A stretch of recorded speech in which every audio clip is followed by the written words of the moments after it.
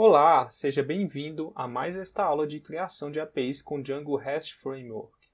Nesta aula, nós iremos entender como funcionam os models no Django. Então, bem, para entender como funcionam eles, é bem simples. É só a gente imaginar um model como a representação de algum objeto. Por exemplo, vamos supor que a gente tem um tênis. E para a gente modelar esse tênis, a gente teria que pegar algumas propriedades dele, como por exemplo, a marca, o cadastro, o tamanho dele e por aí vai. Mas vamos entender agora na prática como funciona essa modelagem. E a gente vai fazer a modelagem do nosso objeto ToDo. Então vamos abrir aqui o VS Code. Aqui no nosso arquivo models.py, a gente vai fazer o seguinte, a gente vai deletar isso aqui. Então a gente vai criar aqui o nosso primeiro objeto ToDo, certo? Vamos iniciar criando uma classe ToDo, que vai estender de models.model, e com isso a gente vai detalhar aqui, vai começar a modelar o nosso objeto. Então a primeira propriedade que ele vai ter vai ser o name, que vai ser um models.charField com max length igual a 120. Beleza? Ou seja, a gente está limitando aqui a quantidade de caracteres que vai conter nessa propriedade name. Vamos criar também uma propriedade chamada DOM, que vai ser um models.booleanField com default igual a false, certo? Ou seja, sempre que for criado um objeto e não for passada a propriedade DOM para ele, ele vai setar como false. Vamos criar aqui também uma propriedade chamada created@, que vai ser um models.dateTimeField com auto_now_add igual a true. Ou seja, vai ter essa propriedade aqui, e quando for criado um objeto, ela já vai criar automaticamente o momento, né? O momento que foi criado esse objeto. Ou seja, ela vai gerar uma data aqui com o horário, quando foi criado um objeto ToDo, certo? Vamos salvar aqui então. E agora, para a gente entender como funciona isso aqui no Django, a gente vai fazer o seguinte. A gente vai ativar o nosso ambiente de desenvolvimento, aqui no terminal do VS Code. Deixa eu ver onde eu estou. Beleza. Então, eu vou vir aqui e vou dar um source, voltando na pasta anterior, env bin activate. Ativei meu ambiente de desenvolvimento e vou fazer o seguinte agora. Quando você cria um modelo no Django, a gente tem que executar um comando que se chama make migrations. Por que a gente tem que executar esse comando? Porque o Django vai traçar uma linha do tempo de toda vez que você fez alguma modelagem no seu objeto para rastrear o que aconteceu com aquele modelo.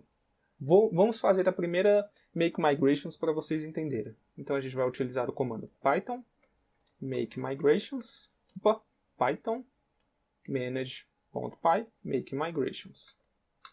Ele vai criar uma pasta aqui para nós de migração. E aqui a gente tem o primeiro estado da nossa linha do tempo do nosso modelo. Vamos abrir o arquivo para entender. Então aqui, ó, a gente criou um modelo chamado ToDo, né, que tem os seguintes campos. Ele tem um campo ID, um campo name, um campo DOM e um campo created@. E aqui está as características do nosso modelo, né? Então aqui ele tem um auto_field, né, que vai fazer o auto-incremento do nosso ID a cada vez que for criado um objeto, e esses campos que a gente já tinha selecionado. Esse campo aqui de ID, o Django já cria por padrão no nosso objeto, beleza? Então vamos fazer o seguinte agora. Vamos utilizar o segundo comando, que se chama python manage.py migrate. O que vai acontecer aqui agora? Neste momento, o Django ele vai fazer o seguinte, ele vai fazer a migração desse nosso modelo, desse nosso objeto, para o banco de dados. Quando a gente cria um projeto no Django, por padrão, aqui a gente vai vir aqui no settings.py, por padrão, o Django já tem um banco de dados setado como DB SQLite 3.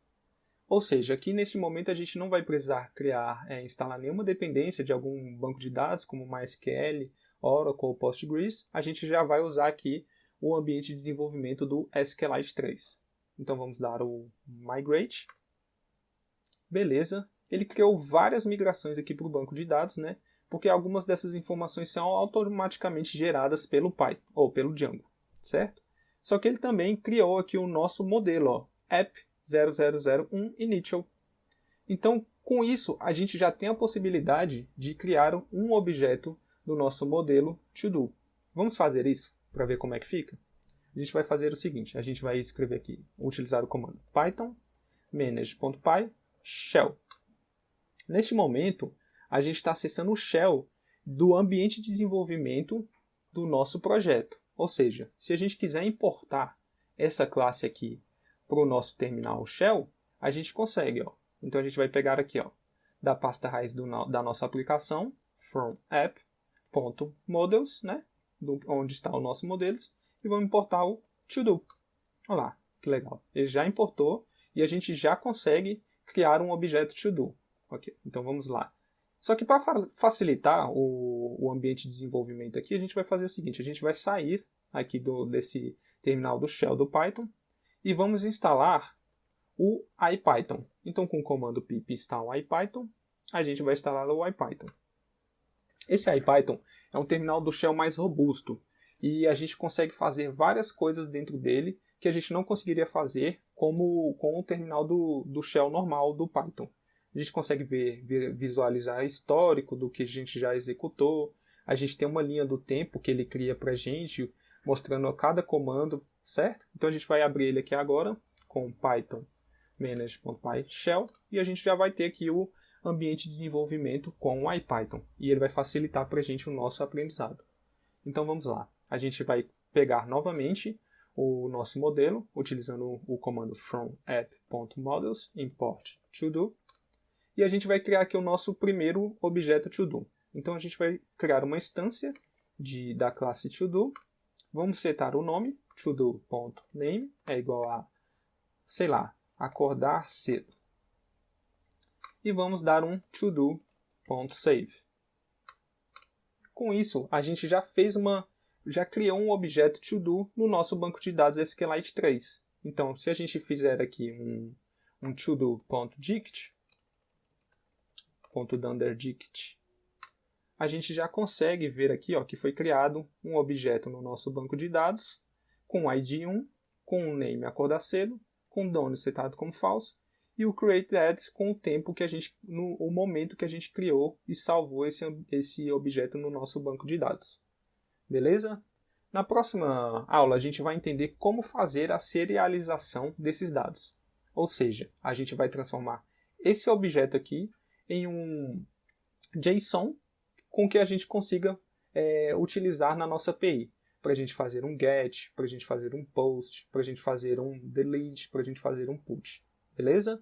Então, muito obrigado e até a próxima aula.